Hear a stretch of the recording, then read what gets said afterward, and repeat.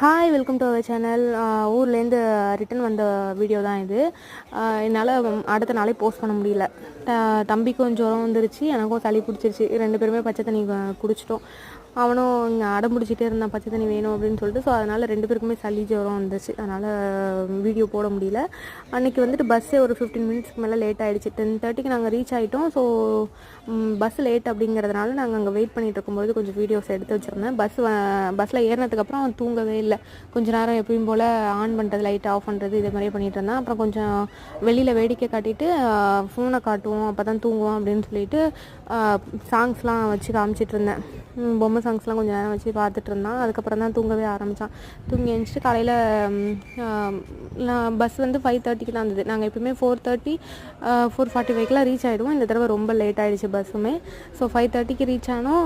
உடனே அவங்க எங்கள் ஹஸ்பண்ட் வேலைக்கு போகணுன்னு சொல்லிட்டு அவங்க கிளம்பி